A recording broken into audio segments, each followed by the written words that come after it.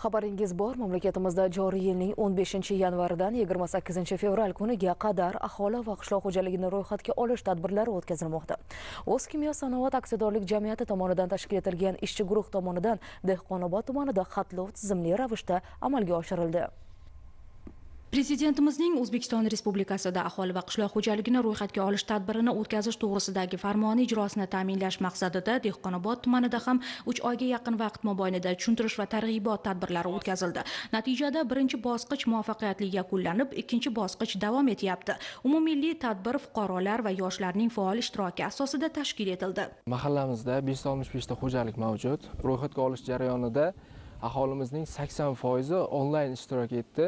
Mahalliy yettiligimiz bilan birgalikda ko'chalarga bo'linib olib, har birimiz o'zimizga biriktirilgan ko'chalardagi xatlovdan o'tmagan aholini o'tkazib, hozirda viloyatimizda Dehqonobod tumani ayni vaqtda birinchi o'rinda bormoqda. Bugungi kunda hududda mavjud 51 ta mahalla to'liq xatlovdan o'tkazildi. Shuningdek, Zavqi, Xo'ja Mahmud, Chuchukquduq mahalla fuqarolar yig'inlarida aholini ro'yxatga olish jarayonida aniqlangan kamchiliklarni bartaraf etish yuzasidan ham zarur chora-tadbirlar amalga oshirildi.